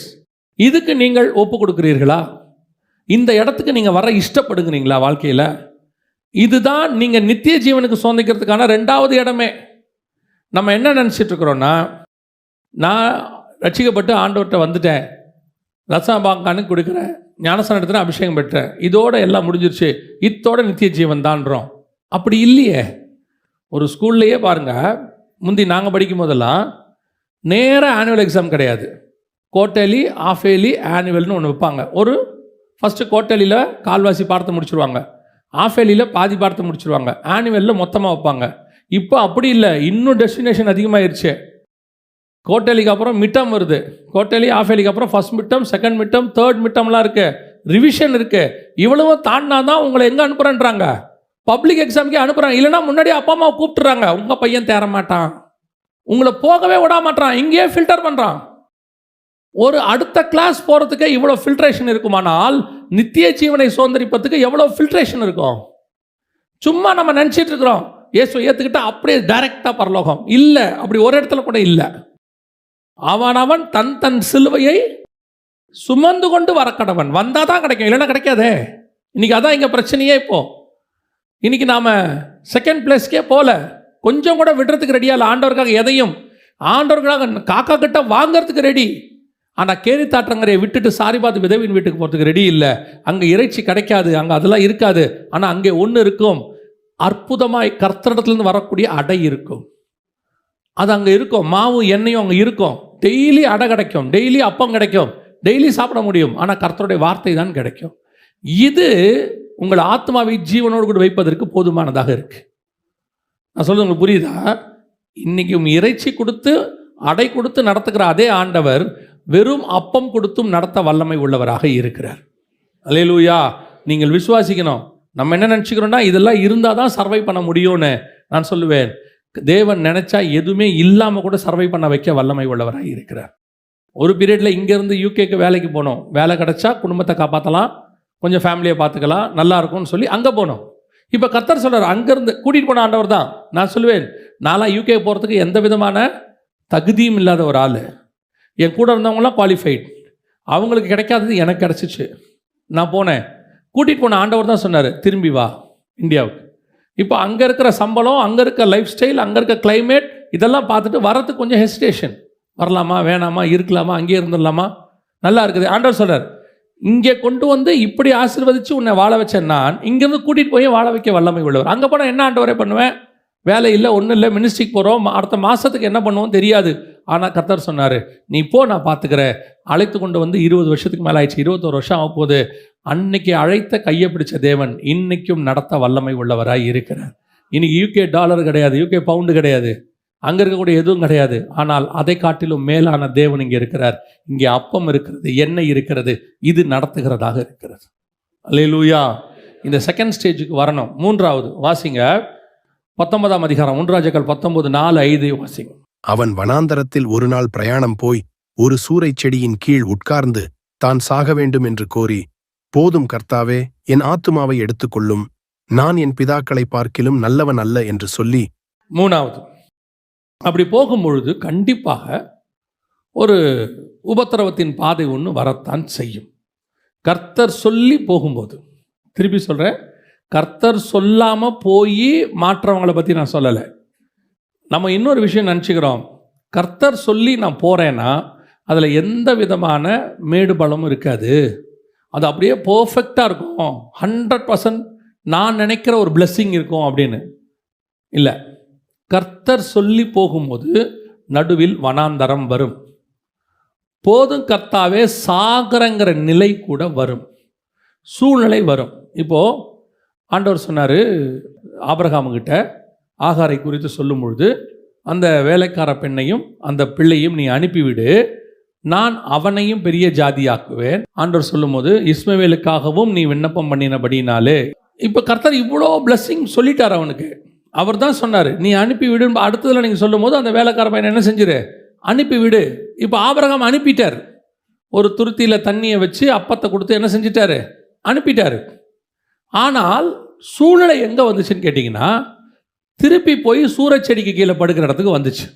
அவள் தன் பிள்ளையை கொண்டு போய் வனாந்தரத்தில் ஒரு செடியின் கீழ் விட்டு, பிள்ளை சாகிறதை நான் பார்க்க மாட்டேன் என்று சொல்லி கர்த்தர் தான் அனுப்பினார். கர்த்தர் தான் ஆபிரகாம்கிட்ட சொன்னார். அவர் தான் சொன்னார், பிள்ளையை நான் பார்த்துக்கிறேன்னாரு, பெரிய ஜாதி ஆவான்னு சொன்னார், பிரபுக்கள் 12 பிரபுக்கள் வருவாங்கன்னு சொன்னார். எல்லாம் அவர் சொன்ன வாக்கு தத்தம் தான். ஆனால் நடுவில் என்ன வந்துச்சு, வனாந்தரம் வந்துச்சு, சாகிற நிலைமை வந்துச்சு. பிள்ளை சாகிறதை நான் ஏன் இந்த ரெண்டையும் உங்களுக்கு ஒன்றா சொல்கிறேன்னா, ஏறக்குறைய ரெண்டும் ஒரே இடம்தான். ஆகார் ஓடி போனது பெயர்சபா வனாந்தரம், இவன் ஓடி போனதும் பெயர்சபா வனாந்தரம். எலியா ஓடி போனதும் நீங்கள் பார்த்தீங்கன்னா பெயர்சபாவின் வனாந்தரத்துக்கு தான் அவர் ஓடி போவார். அவனுக்கு அது தெரிந்தபோது எழுந்து தன் பிராணனை காக்க யூதாவைச் சேர்ந்த பெயர்செபாவுக்கு புறப்பட்டு போய் தன் வேலைக்காரனை அங்கே நிறுத்திவிட்டான். இந்த பெயர்சபா வனாந்தரம் அங்கே அவன் பார்த்தீங்கன்னா அவனும் பெயர்சபா வனாந்தரத்தில் தான் இருப்பான். ஆகாருடைய பையன் இஸ்மவேலும், இவனும் ஒரு சூரச்செடி கீழே இருப்பான், அவனும் ஒரு செடி கீழே தான் இருப்பான். இங்கே ரெண்டும் ஏறக்குறைய ஒரே பிளேஸ் மாதிரி தான் இருக்கும். 2 பேருமே இவங்க சொல்லி கர்த்தர் சொல்லி போனவங்க தான். இவன் தேவ ஊழியக்காரன், அவனை கர்த்தர் அனுப்ப சொன்னார். உங்களை என்னையும் கர்த்தர் அனுப்புகிறார், கர்த்தர் தான் கூப்பிட்டுருக்கிறார். நடுவில் நிச்சயம் ஒரு வனாந்தரம் வரும், ஒரு சூறை செடி வரும். போதும் கர்த்தாவே, நான் சாகிறேங்கிற இடம் வரத்தான் செய்யும். ஆனால் ஒன்று மட்டும் நிச்சயம், அந்த வனாந்தரத்தில், அந்த சோதனையில், அந்த பிரச்சனையில் நீங்களும் நானும் சாக மாட்டோம். சுழல் காற்றில் ஏறி உயிரோடு கூட பரலோகத்துக்கு போவோம். அல்லேலூயா. இதுதான் கர்த்தர் வாக்கு பண்ணுறது. பிரச்சனை வராமல் இருக்கவே இருக்காது, நல்லா தான் போயிட்டுருக்கோம். நம்ம தான் சாட்சி சொல்லிகிட்டே இருப்போம், ரொம்ப நல்லா ஆண்டவர் ஆசீர்வதிக்கிறாரு. திடீர்னு பார்த்தீங்கன்னா எல்லாமே தலைகீழ மாறுற மாதிரி ஒன்று நடக்கும். ஏன் அப்படி நடக்குது? யோசேப்புக்கு சொல்லியாச்சு சொப்பனத்தை. யோசேப்பு சொப்பனத்தை கேட்டு சும்மா இருந்தால் கூட பரவாயில்ல, அவர் விசுவாசிக்கிறார். அப்பா கிட்ட போய் சொல்கிறாரு. மறுநாள் தன்னுடைய சகோதரரை பார்க்க போகிறாரு. சூழ்நிலை தலைகீழ மாறிடுச்சு. 11 பேர் மட்டும் அடிச்சு விட்டான், குழியில் தூக்கி போட்டான், இஸ்மவேலர்கிட்ட வித்துட்டான், எகிப்துக்கு கொண்டு போயாச்சு. எல்லாம் தலைகீழ மாறிடுச்சு. என்னைக்கு? வாக்குத்தத்தம் கிடைச்ச மறுநாள். இதுதான் பல நேரங்களில் இந்த வனாந்தரம் வரத்தான் செய்யும். இயேசு கிறிஸ்துக்கு புறா வடிவில் ஆவியானவர் இறங்கிட்டார். மத்தேயு 4 இருக்கு, இறங்கிட்டார். இறங்கின உடனே ஆவியானவர் அவரை வனாந்தரத்துக்கு கொண்டு போனார். வனாந்தரத்துக்கு கொண்டு போய் என்ன செய்கிறாரு? மார்க் 1 சொல்லுது, அவர் காட்டு மிருகங்களோடு கூட சஞ்சரித்து கொண்டிருந்தார். இவர் வந்தது உலகத்தின் பாவத்தை சுமந்து தீர்க்கிற, இவர் தான் தேவாட்டுக்குட்டின்னு சொல்லியாச்சு. பரிசுத்த ஆவியானவர் உறுதிப்படுத்திட்டாரு. இருக்கிறதே 3.5 வருஷம். இந்த 3.5 வருஷத்துக்குள்ள உலகத்தினுடைய மொத்த பாவத்தையும் சுமந்து தீர்க்கணும். ஆனால் 40 நாள் அதுக்கு நடுவில் வனாந்தரத்தில் இருந்து தான் ஆகணும். அங்கே சில காட்டு மிருகங்களோடு கர்த்தர் வாழத்தான் வைப்பார். இது சூழ்நிலை. 2ஆம் அதிகாரம் தானியேல் புஸ்தகத்தை வாசிச்சு பாருங்க. முடியும் போது வசனம் சொல்லும், தானியேலை வென்றால் ராஜாவினுடைய கொலு மண்டபத்தில் வைத்தான்னு இருக்கும். எல்லாம் நல்லா போயிட்டு இருக்கு, நல்லா போயிட்டு இருக்கு. பாபிலோனில் நேபுகாத்நேச்சார் இருக்கிற வரைக்கும் சூப்பராக இருக்கு. தானியேல் நினச்சிருப்பாரு, ஓகே ரைட், சாகிற வரைக்கும் பிரச்சனை இல்லைப்பா, ஒரு ப்ராப்ளம் இல்லை. திடீர்னு ஒரு ராஜா வராரு, தூக்கி சிங்கக்கம்பியில் போட்டான். தலைகீழ மாறிடுச்சு. இன்னைக்கு இருக்கிறது கிங்ஸ் கேட்டில், இன்னொரு நாள் சிங்கக்கம்பி. ஏன் இப்படி ஒரு தலைகீழ வருது? நடக்கும், வாழ்க்கையில் வரும். இதுதான் உங்களை என்னையும் உருவாக்குகிற இடம். வனாந்தரம் தான் ஒருத்தனை உருவாக்கும். ஆசீர்வாதம் ஒருத்தனுக்கு சந்தோஷம் கொடுக்கும். வனாந்தரம் ஒருத்தனை உருவாக்கும். நீங்கள் யோசித்து நல்லா பாருங்க. பல நேரங்களில் உபத்திரவங்களில் வந்த அனுபவம் இருக்குல்ல, அது லைஃபுக்கும் பாடமாக இருக்கும். நமக்கு உபத்திரவத்தில் வந்த அனுபவம், அந்த உபத்திரவ காலத்தில் கொஞ்சம் பேர் நம்ம கூட இருக்கிறான்ல, அவன் தான் நம்ம கூட இருக்கிறதுலே உண்மையான ஆள். ஆசீர்வாதத்தில் இருக்கிறவன் உபத்திரவத்தில் கூட இருக்கணும். பல நேரத்தில் நம்ம அந்த உபத்திரவத்தை வேணாம்னு நினைக்கிறோம். உபத்திரவம் வேண்டாம், ஆனால் வருவது நல்லது. நான் உபத்திரவப்பட்டது நல்லது, உமது பிரமாணங்களை கற்றுக்கொண்டேன். யோசிச்சு பாருங்க, உபத்திரவப்படாத ஒரு ஆள் பைபிளில் யார் இருக்கா? உபத்திரவப்படாத ஒரு ஆள் யார் இருக்கா? நல்லா இருக்கிற ஆபிரகாமுக்கே உபத்திரவம் வந்துருச்சு. அவரே பார்த்து ஆண்டவரே சொல்றாரு, நீ பயப்படாதே, நான் உனக்கு கேடகமும் மகா பெரிய பலனுமாய் இருக்கிறேன். அவருக்கே பயம் வந்துருச்சு. ஈசாக்குக்கு சாவடிச்சிருவாங்கன்ற பயம் வந்துருச்சு. தன் மனைவி நிமித்தம் தன்னை என்ன செஞ்சிருவாங்க, கொன்று போடுவார்கள்னு சொல்லி அவனுக்கு பயம் வந்துருச்சு. 26:7 இருக்குது. அதுக்கப்புறம் அவனுக்கு பயம் வந்துருச்சு. அடுத்து யாக்கோபு வாழ்நாள் ஃபுல்லாக பயம். யோசேப்பு அவன் நிலைமை அப்படி. உபத்திரவப்படாதவர்கள் யார்? அந்த சூறை செடி உங்களை உருவாக்கும், அந்த வனாந்தரம் உருவாக்கும். 40 வருஷம் இஸ்ரவேலர்கள் வனாந்தரத்தில் நடந்தாங்க. அவர்களுடைய செருப்பு தேவையே இல்லையாமா, வஸ்திரம் பழுதாகவே இல்லையாமா. ஒரு நாள் வந்தது, பாலும் தேனும் ஓடுகிற தேசத்துக்கு கர்த்தர் கொண்டு போனார். கர்த்தர் நினச்சிருந்தாருன்னா ரொம்ப ஈஸியாக அவங்கள கானானுக்குள்ளே கொண்டு போயிருக்க முடியும். ஆனால் நடுவில் கொஞ்சம் ஆண்டவர் வனாந்தரத்தை அனுமதிக்கிறார். உங்கள் வாழ்க்கையில் பிரச்சனைகள், போராட்டங்கள், சோதனைகள் எந்த அளவுக்கு வரும் தெரியுமா? சாகிற நிலைமைக்கு வரும். போதும் கர்த்தாவே, நான் சாகிறேன், பிள்ளை சாகிறதை நான் பார்க்க மாட்டேன். தானியேலை கேட்பார், ராஜா, உன் தேவனாய் கர்த்தர் உன்னை காக்க வல்லவராய் இருந்தாரோ? சாத்ராக் மேஷாக் ஆபேத்நேகு நெருப்பில் தூக்கி சாகிற நிலைமை. ஈசாக்கு கத்தியை ஓங்கியாச்சு, சாகிற நிலைமை. யாக்கோபு லாபான் துரத்திட்டு வரான், சாகிற நிலைமை. சாகிற நிலைமை எல்லாருக்கும் வரத்தான் செய்யும். ஆனால் நீங்களும் நானும் சாக மாட்டோம். அதுதான் அதில் இருக்கிறதுலே மிகப்பெரிய விஷயம். கர்த்தர் அதான் நமக்கு வாக்கு பண்ணி இருக்கிறார். எனக்கு ஆண்டவர் சொன்னதான். இஸ்மவேல் யாருன்னு கேட்டிங்கன்னா ஒரு துஷ்ட மனுஷன்.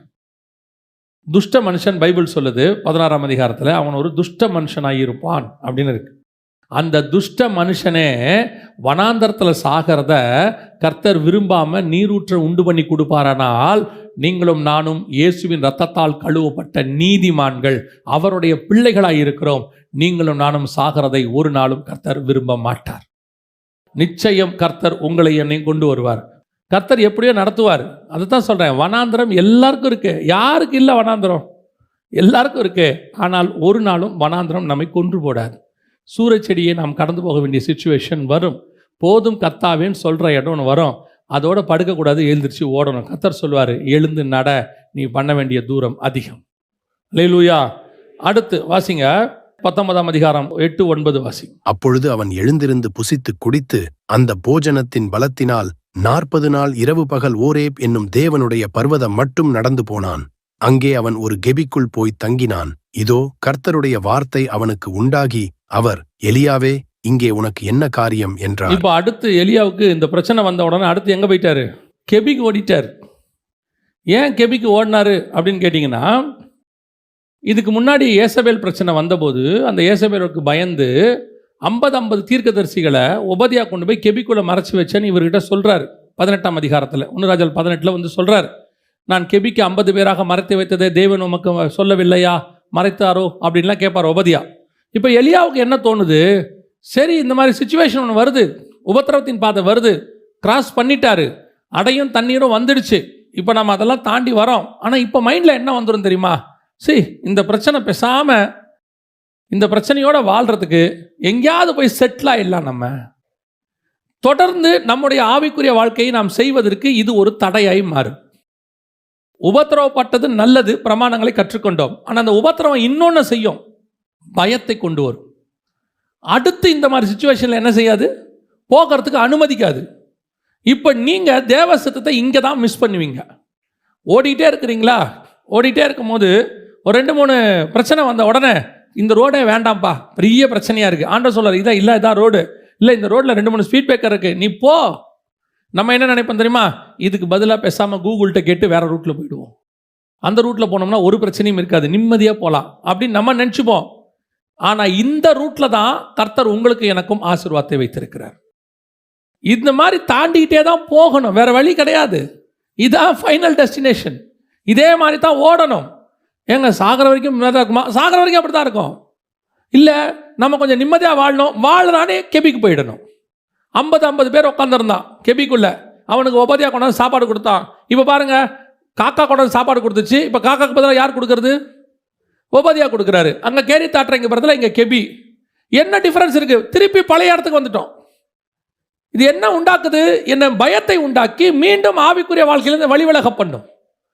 உபத்திரவத்தின் பாதையில் போகும்போது அடுத்த டெஸ்டினேஷன் என்னவா இருக்கும்னு நம்ம ஓடிட்டு தான் இருக்கணும் ஒழிய அதை விட்டு வழி விலகிடக்கூடாது. ஆனால் திருப்பி நான் கெபிக்கு போகக்கூடாது. கர்த்தர் திருப்பி என்னை எங்கே போக சொல்கிறார் வாசிங்க, 15வது வசனம் வாசிங்க, அதே அதிகாரம். அப்பொழுது கர்த்தர் அவனை பார்த்து, நீ தமஸ்குவின் வழியாய் வனாந்தரத்திற்கு திரும்பி போய். திருப்பி நான் எங்கே தான் போனோம், வனாந்தரத்துக்கு தான் போனோம். ஏன், நான் கானான் தேசத்துக்கு போகிற வரைக்கும் எனக்கு நடுவில் வனாந்தரம் தான் இருக்கும். வனாந்தரம் மாறும், பேர்சபா வனாந்தரம் வரும், தமஸ்கு வனாந்தரம் வரும், சீன் வனாந்தரம் வரும், வனாந்தரம் மாறும். ஆனால் வனாந்தரம் தான் இருக்கும். ஒவ்வொரு வனாந்தரத்திலையும் ஒவ்வொரு விதமாய் கர்த்தர் என்னை போஷிப்பார், நடத்துவார், பாதுகாப்பார். ஆனால் முடிவு பரியந்தம் நடத்துவார். நடுவில் நான் டிராவலை விட்டுட்டு ஓடி போய் செட்டில் ஆகிடக்கூடாது. எனக்கு வேண்டாம், இது வேணாம். கொஞ்சம் ஊழியத்தின் பாதையில் வரும்போது பவுல் சொல்றாரு, தேமா பிரபஞ்சத்தின் மேல் ஆசை வைத்து என்னை விட்டு விலகி போனான். யார் இந்த தேமா? ஒரு காலத்தில் என்னோடு கூட பாடுபட்டவன், என்னோட கூட கஷ்டப்பட்டான்.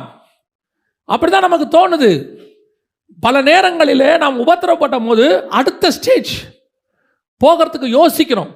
இல்லை கொஞ்சம் இந்த இடத்துல நம்ம கொஞ்சம் இருப்போம். அந்த நேரத்தில் கொஞ்சம் பேர் ஞானமாக வேற சொல்லி கொடுப்பாங்க, பிரதர் எத்தனை நாள் இப்படியே ஓடுவீங்க. கர்த்தர் அழைத்த அழைப்பில் முடிவு பரியந்தம் நிற்குதல். இது ஏன் இந்த நடுவில் ஒரு டிஸ்டர்பன்ஸ் வருது, இல்லை ஒரு சின்ன டீவியேஷன் ஆகுது அப்படின்னு கேட்டிங்கன்னா, உங்கள் வாழ்க்கையில் வரக்கூடிய அனுபவம் சில நேரத்தில் உங்களை பயமுறுத்தும். திருப்பி இதே மாதிரி வந்தால் என்ன செய்வ, இதே மாதிரி வந்தால் போன தடவை வந்தபோது எந்த தேவன் பாதுகாத்தாரோ அதே தேவன் இப்பையும் பாதுகாக்க வல்லமை உள்ளவராக இருக்கிறார். நம்ம என்ன நினைக்க தெரியுமா, அன்னைக்கு என்னால் தாங்க முடிஞ்சிச்சு, இன்னைக்கு என்னால் தாங்க முடியுமா? அன்னைக்கும் நம்மளால் தாங்க முடியல, கர்த்தர் நம்மை தாங்க பண்ணினார். இல்லைன்னா அன்னைக்கே நம்மளை ஒழிச்சு கட்டியிருப்பாங்க. அன்னைக்கும் நம்மை பலப்படுத்தினது கிறிஸ்து, இன்னைக்கும் பலப்படுத்த போறது கிறிஸ்து, என்னைக்கும் பலப்படுத்த போறது கிறிஸ்து.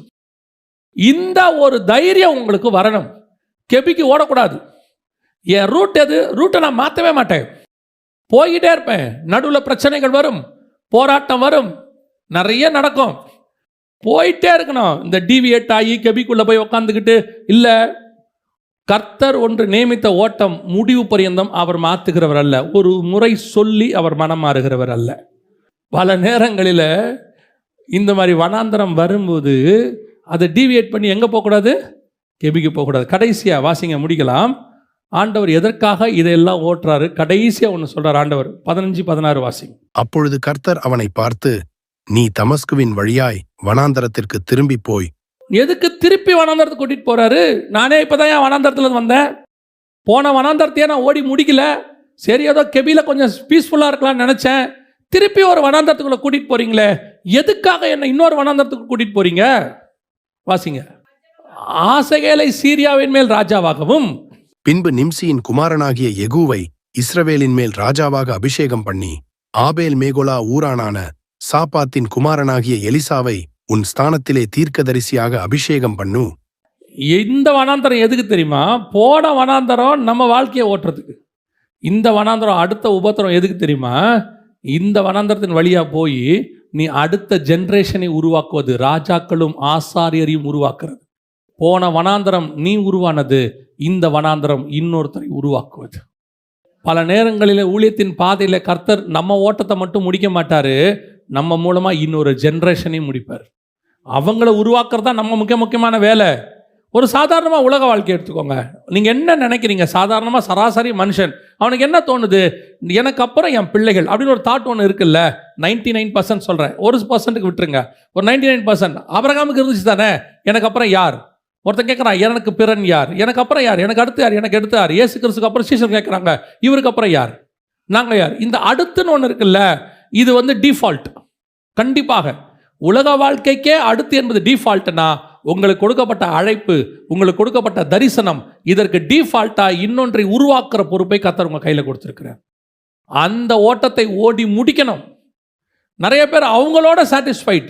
நான் ஓகே, பிரச்சனையை அனுபவித்தேன், ஒரு காலத்தில் கஷ்டப்பட்டேன், செட்டில் ஆகிட்டேன், இப்போ ஓகே, கெபிக்கு போயிட்டேன். இல்லை, ஆண்டவர் சொல்கிறாரு இன்னும் ஓடு. நான் என் பசங்க, என் பேர பசங்க, அவங்களுக்கு சொத்து சொத்து சொத்து சொத்துன்னு மைண்டு முழுக்க கரப்டடாக உட்காந்துருக்கோம். நம்ம வெறும் மாம்சம். உனக்கு அப்புறம் கர்த்தர் உங்ககிட்ட கொடுத்த சத்தியம், உனக்கு கொடுக்கப்பட்ட தரிசனம், உங்ககிட்ட கொடுத்த விசுவாசம் என்கிறது எனக்கு அந்த மகா பெரிய பொக்கிஷம். இது அடுத்த ஜென்ரேஷனுக்கு கொடுக்கணும்னு உங்களுக்கு தோணவே இல்லையே. வந்தோம், சாப்பிட்டோம், நான் ஆவிக்குரிய சாப்பாடை சொல்கிறேன், வந்தேன், சாப்பிட்டோம், சாட்டிஸ்ஃபைடு, இதோட அடுத்த வாரம் அவ்வளோதான். கர்த்தருக்கு என்ன செய்தீர்கள்? ஆண்டவர் சொல்றார், திருப்பி தமஸ்கின் வழியாய் வனாந்தரத்துக்கு போ. ஆண்டவரே, இப்போ தான் வந்தேன், பேர்சவா வனாந்தல் இல்லை, இப்போ வந்தது நீ சாப்பிட்டு உனக்கு ஓடினது. இப்போ நீ ஓட போறது உனக்கு இல்லை, உனக்கு பின்னாடி ராஜாக்களையும் ஆசாரியர்களையும் உருவாக்குவதற்கு நீ ஓட போகணும். அதுதான் உன்னுடைய ஃபைனல். இந்த ஓட்டத்தை ஓடி முடிச்சா மட்டும்தான் வசனம் சொல்றது. வாசிங்க, முடிக்கலாம். 2 ராஜாக்கள் 2:11 வாசிங்கள். அவர்கள் பேசிக்கொண்டு நடந்து போகையில், இதோ அக்கினி ரதமும் அக்கினி குதிரைகளும் அவர்கள் நடுவாக வந்து இருவரையும் பிரித்தது. எலியா சுழல் காற்றிலே பரலோகத்திற்கு ஏறி போனான். இதான் ஃபைனல். அதுக்கப்புறம் அப்படியே அடுத்து எலியாவுடைய கான்செப்ட் முடிஞ்சிடும். நீங்கள் யோசிச்சு பாருங்க. அதுக்கப்புறம் எலியா ஆகாப்பை சந்திக்க மட்டும்தான் ஒரு இடத்துல வருவார். அவர் செத்தன்னு சொல்ல வருவார், அதுக்கப்புறம் ஆகாப் பிழைச்சிருவார், அவ்வளோதான். இதோட எலியா ஏறி சுழல் காற்றில் போயிடுவார். இவ்வளோதான் பிளேஸ். இதுதான் ஒவ்வொரு ஸ்டேஜ். பரலோகத்துக்கு போகிறதுக்கு எலியாவுக்கு கர்த்தர் ஃபிக்ஸ் பண்ணது. இன்றைக்கி நாம் இருக்கிறோமா? இன்றைக்கி ஒன்று கேரித்தாற்றங்கரையில் உட்காந்துட்டு எந்திரிக்க மாட்டோம், அல்லது சாரிபாத் விதவையின் வீட்டுக்கு போயிட்டா அதோடு அவ்வளோதான். அங்கிருந்து கர்த்தர் சொல்கிறார், புறப்பட்டு வா, நடுவில் வனாந்திரம் வருது, சூரச்செடி வருது, சில உபத்திரம் வருது, அதுதான் உன்னை உருவாக்கும். அந்த உபத்திரவத்தை தாண்டி ஓடுங்க. ஓடும் போது கெபிக்கு ஓடிடாதீங்க, செட்டில் ஆகணும்னு நினைக்காதீங்க, போதுன்ற இடத்துக்கு வராதிங்க, திருப்தி ஆகாதீங்க. ஆவிக்குரிய காரியத்தில் திருப்தி ஆகவே கூடாது. உலக பிரகாரமான காரியத்தில் திருப்தி வந்துடணும். போதும் என்ற மனதனுடைய தெய்வ பக்தியே அது எதுக்கு? உலக பிரகாரமான காரணத்துக்கு. ஆனால் கர்த்தருடைய காரியத்துக்கு என்ன வரக்கூடாது? திருப்தி வரவே கூடாது. கர்த்தரே போய் இளைப்பாரி கொண்டுருன்னு சொல்கிற வரைக்கும் ஓடிக்கிட்டே இருக்கணும். ஓடி எங்கே போகணும் தெரியுமா? அடுத்த ஜென்ரேஷனை உருவாக்குறவங்களாக போகணும். ராஜாக்களும் ஆசாரியர்களையும் உருவாக்குறவங்களாக போகணும். அப்படி ஓடி சுழல் காற்றில் ஏறி ஒரு நாள் வரும், எக்காலம் துணிக்கும், நாம் மேகங்கள் மேல் எடுத்துக்கொள்ளப்பட்டு ஆகாயத்தில் அவரோடு கூட காணப்பட போகிறோம். அல்லேலூயா. இத்தனை டெஸ்டினேஷனை கிராஸ் பண்ணணும் பரலோகத்துக்கு போகிறதுக்கு. இன்றைக்கி நாம் என்ன நினச்சிட்டு இருக்கிறோம்? சர்ச்சுக்கு வந்தோம், போனோம், வேலை முடிஞ்சு. சர்ச்சுக்கு வந்து போகிறவங்க எல்லாம் பரலோகத்துக்கு வருவாங்கன்னு பைபிள் சொல்லாது. இங்கே வந்தவங்களில் எத்தனை பேர் அதுக்கு ஆயத்தப்பட்டாங்களோ அவங்க தான் பரலோகத்துக்கு வருவாங்க. அல்லேலூயா. நாம் ஜெபிக்க போகிறோம். எழுந்திருக்கலாமா நம்ம தெய்வ சமூகத்தில்? உங்களை ஆராய்ந்து பாருங்கள். ஒருவேளை இன்னும் கேரித்தாற்றங்கரையிலேயே நல்ல இறைச்சி சாப்பாடு ஆண்டவர் ஆசீர்வச்சிருக்கிறாரு, ஆண்டவர் இப்படியே வாழ்க்கை போயிட்டா நல்லா இருக்கும், இதுக்கு தான் கர்த்தர் கூப்பிட்டாரா? இன்ஜினியர் இல்லைன்னு ஒரு இன்ஜினியராக உங்களை கூப்பிட்டாரா? உலகத்தில் டாக்டர் இல்லைன்னு ஒரு டாக்டராக கூப்பிட்டாரா? இல்லை உலகத்தில் பணக்காரங்க இல்லைன்னு உங்களை பணக்காராக்கிறதுக்காக கர்த்தர் கூப்பிட்டாரா? ஆனால் அவர் தரிசனத்தை செய்ய ஆள் இல்லை, என் காரியமாக யார் போவார்னு கேட்டு கர்த்தர் உங்களை கூப்பிட்டுருக்கிறார். அதுக்கு தான் கர்த்தர் கூப்பிட்டுருக்கிறார். அவர் தெளிவாக சொல்கிறார், ஆண்டவர் அறுப்பு மிகுதி, ஆட்களோ குறைவு. அறுப்புக்கு ஆட்களை அனுப்பும்படி பிதாவின் இடத்துல வேண்டிக் கொள்ளுங்கள். அவர் வேலைக்கு ஆள் இல்லை. இப்ப நான் அடுத்த லெவல் ஆவிக்குரிய வாழ்க்கைக்கு போகணும், இன்னும் நான் மேலே போய் அப்பத்தை புசிக்கணும், என்னைக்குள்ள அபிஷேகத்துக்குள்ள வரணும், கர்த்தருடைய வார்த்தையை நான் இன்னும் தியானிக்கணும், அடுத்த இடத்துக்கு போறணும். அதை தாண்டி உங்களுக்கு ஒரு ஓட்டத்தை கர்த்தர் வச்சிருக்கிறார். அந்த பிரயாணத்தில் நீ வனாந்தரத்தில் ஒருவேளை இப்போ இருக்கலாம், சூரச்செடிக்கு கீழே இருக்கலாம், போதும் கர்த்தாவேங்கிற இடத்துல இருக்கலாம். ஆனால் ஆண்டவர் சொல்றாரு, தொடர்ந்து ஓடு, விட்டுறாத, போதும்னு சொல்லிடாத, டோன்ட் கிவ் அப். ஏன் தெரியுமா? நீ உருவாக்க வேண்டியவங்க நிறைய பேர் இன்னும் இருக்கிறாங்க. உங்க மூலமா கர்த்தர் ரெடி பண்ண வேண்டியது நிறைய பேர் இருக்காங்க. நீங்க உங்களுக்காக மட்டும் பூமிக்கு வந்தவங்க இல்ல, உங்களுக்கு அப்புறம் ஒரு தலைமுறையை உருவாக்குறதுக்காக வந்தவங்க. ஆவிக்குரிய தலைமுறை. கர்த்தர் உங்களுக்கு சொல்லிக் கொடுக்குற காரியம்லாம் எதுக்காக? இவ்வளோ வேத வசனம், அபிஷேகம், விசுவாசம், பாடுகள், இதுக்கு நடுவில் நீங்கள் பிரமாணத்தை கற்றுக்கொள்றீங்க, இதெல்லாம் எதுக்காக? உங்களோட மடிஞ்சு போகிறதுக்கா? இல்லவே இல்லை. உங்களுக்கு அப்புறம் ராஜாக்களையும் ஆசாரியர்களையும் உங்கள் மூலமாய் கர்த்தர் உருவாக்க விரும்புகிறார். நீங்கள் கடந்து வந்த பாதையை நினச்சி கவலைப்படாதீங்க. நீங்கள் உபத்திரவப்பட்டது அதுக்காக தான். நீ பட்ட பாடு இருக்குல்ல, இதே மாதிரி பாடுகளோட வரப்போகிறவங்களுக்கு நீங்கள் சொல்ல போகிற சாட்சி அது. அவங்க கேட்பாங்க, என் கஷ்டம் உங்களுக்கு தெரியாது அப்படின்னு சொல்லும் போது நீங்கள் தைரியமாக சொல்லுவீங்க, இதை காட்டிலும் மேலான கஷ்டத்தை நான் கடந்து வந்திருக்கிறேன், இதை விட பெரிய போராட்டத்தை நான் போராடி இருக்கிறேன். யாரும் தானியேல்கிட்ட சொல்ல முடியாது, வழியில் சிங்கம் வந்துச்சு, சிங்கத்தை பார்த்து நான் தைரியமாக நின்னேன். தானியேல் சொல்லுவான், நான் ஒரு நாள் ராத்திரி முழுவதும் சிங்கத்தோடு கூட வாழ்ந்தேன். யாரும் பவுல்கிட்ட சொல்ல முடியாது, என்னை 3 அடி சவுக்கில் அடிச்சாங்க. அவன் சொல்லுவான், நான் 1 குறைய 40 பலமுறை வாங்கி இருக்கிறேன். நம்ம பட்ட பாடுகள் அநேகருக்கு சாட்சி, அநேகருடைய விசுவாசத்துக்கு ஏதுவா மாறும். அதுக்கு தான் கர்த்தர் கூப்பிட்டுருக்கிறார். உங்களை நடத்தி கொண்டு வந்தது அதுக்கு தான். உங்களை கர்த்தர் அநேகருக்கு முன்மாதிரியா மாட்ட போறார். அநேகர் உங்களை பார்த்து விசுவாசத்தில் பலப்பட போறாங்க. இப்படித்தான் நான் வாழணும்னு அவங்க நினைக்க போறாங்க. ஒப்பு கொடுப்போமா அப்படி ஒரு வாழ்க்கைக்கு? தேவ சமூகத்தில் கரங்களை உயர்த்தி ஆண்டவருக்கு நேராக, சர்வ வல்லமை உள்ள எங்கள் தகப்பனே, இந்த அருமையான நேரத்திற்காக உமக்கு ஸ்தோத்திரம். கிருபை உள்ள கரத்தில் எங்களை தாழ்த்துகிறோம். இதோ எங்கள் பிரயாணம் ஆரம்பித்திருக்கிறது ஆண்டவரே. நாங்கள் முடித்து விட்டு மேகத்தின் மேல் ஏறி உம்மை சந்திக்க கர்த்தர் எங்களுக்கு கிருபை பாராட்டுங்க. நடுவில் தமஸ்கு வனாந்திரமோ அல்லது பெயர்சபா வனாந்திரமோ எதுவும் எங்களை கொன்று போடாதபடி கர்த்தர் பாதுகாத்துக்கொள்ளும். வழி நடத்துங்கப்பா, ஆசீர்வதியும். இயேசு கிறிஸ்துவின் நாமத்தில் பிதாவே.